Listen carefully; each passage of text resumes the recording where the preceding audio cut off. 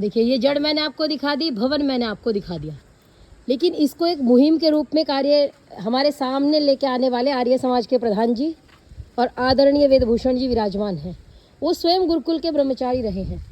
तो वेदभूषण जी, मैं जानना चाहूँगी कि इस गुरुकुल को देख करके, हम अपने गुरुकुलों में भी रहे हैं, गुरुकुलों में अध्ययन भी किया है, तो एक हमारा जो हृदय धड़कता है गुरुकुल के लिए वो अलग है। तो मैं आपसे ये जानना चाहूँगी कि आपने जब पहली बार यहाँ आए तो आपको कैसा लगा? बिल्कुल ऐसा लगा कि ये गुरुकुल एक तरीके से अपने समय में कितना प्रभावशाली होगा, और जितनी अधिक से अधिक दुर्दशा जो हो सकती है गुरुकुल की, वो दुर्दशा की स्थिति में ये था।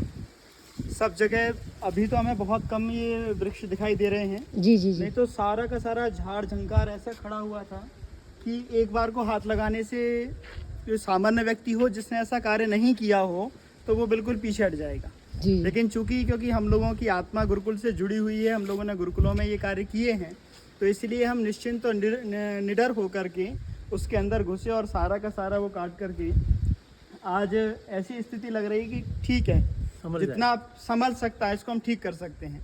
जैसे कि बहन अरुषि जी ने अभी दिखलाया आपको कि ये पीपल ने कैसे इस भवन को अपनी चपेट में ले लिया है। अगर इसी तरह जो और वृक्ष अगर ये नहीं काटे गए तो ये सारा का सारा भवन इसी प्रकार से इन वृक्षों की चपेट में आ जाएगा, और एक दिन हम आएंगे तो हमें गुरुकुल दिखाई नहीं देगा। अच्छा, मैं एक बात जानना चाहूँगी, अब कई लोग हम में से ऐसे भी होंगे जो ये कहेंगे अच्छा जाने दो, अगर चला ही जाता है, ये भवन खत्म हो ही जाता है क्योंकि उपेक्षित ही है, अगर खत्म हो ही जाता है तो क्या समस्या है, क्या दिक्कत होगी? दिक्कत कहाँ है? समस्या ही समस्या है, ये तो हमारी पूर्वजों की धरोहर है। जी। अगर हम लोग सभी को प्रमाण देते हैं कि देखो हमारे संस्कृत पढ़ने वाले लोगों ने ऐसे ऐसे कार्यों को किया, हमारे पूर्वजों ने ऐसे बड़े बड़े कार्यों को किया, तो वो उदाहरण का एक प्रत्यक्ष उदाहरण आपके पास कौन सा होगा? जी। अगर आप इस भवन को नहीं संभालेंगे तो आगे आपके पास प्रत्यक्ष उदाहरण क्या होगा? जी, फिर जी। तो बस यही होगा कि जब हम सभी जो है शब्द फोड़ रहे हैं, जी, बड़े जी। बड़े शब्दों की डीग मारना कोई हमसे सीखे। अगर हम अपनी आत्मा को जगा करके इस भवन को नहीं बचाते हैं तो हमारे जैसा मूर्ख इस संसार में दूसरा कोई हो नहीं सकता। अच्छा प्रधान जी, एक बात बताइए, चलिए हम तो गुरुकुल से हैं, तो हमारे तो संस्कार ही भैया, हम तो जीते भैया, वही कहती हूँ मैं तो अक्सर लोगों से कि हमने तो संस्कृत के नाम की रोटी खाई है और अभी भी खा रहे हैं, तो हम तो वो जीते ही हैं, हम तो चलो हैं ही अलग। लेकिन आप तो आर्य समाज के प्रधान हैं, आपको क्या आवश्यकता हुई? आप तो एसी में बैठिए ना आराम से, क्यों आप आए कि ये स्वामी श्रद्धानंद की विरासत को बचाएं? हजारों लोग बैठे हैं, लोग आज आप आए, व्यवस्था नहीं थी आने की, गाड़ी फंस गई आपकी। स्वामी श्रद्धानंद जब उत्सव क्या करते थे, 10-10 हजार लोग यहाँ पे आया करते थे और तब भी ऐसी ही व्यवस्था थी, आने की व्यवस्था नहीं थी, पुल के सारे आते थे, आज भी वही है। तो आप क्यों अपने सर आफत मोल ले रहे हैं? तो आप बैठते क्यों नहीं? मैं ये जानना चाहती हूँ। भवन में बैठिए, एसी में बैठिए। देखिए, आपने शायद आर्य समाज के जो प्रधान हैं जी उनका मूल्यांकन कम किया है जी। क्योंकि देखिए इनमें हमारी जिम्मेवारी आप जो गुरुकुल चलाने वाले हैं उससे भी ज़्यादा बनती है जी। क्योंकि हम ऐसे लोग हैं जो गुरुकुलों के चलाते नहीं हैं, चलाने में सहयोग करते हैं जी। और हमें अपने संसाधनों से, अपने मन से, लोगों से, समाज से हम ये करते व्यवस्थाएं करते हैं कि हमारे गुरुकुल चले। और जिन्होंने ये कामनाएं करी है कि गुरुकुल चले और उनके सामने उनके गुरुकुल जर्जर हो जाए तो हमारे लिए इसे शर्मनाक बात नहीं हो सकती है। तो हमारी जिम्मेवारी जो आर्य समाज के जो प्रधान है, जो मंत्री हैं, जो चलाने वाले, उनकी जिम्मेवारी तो गुरुकुलों से भी ज़्यादा बनती है।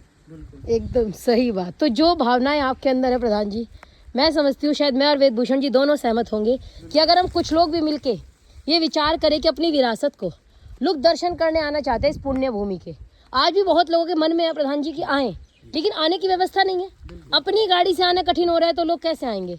तो कम से कम आप क्या अपील नहीं करना चाहेंगे कि आने का एक रास्ते के लिए हम सभी आर्य एकजुट हों, जी, एक साथ संघर्ष करें?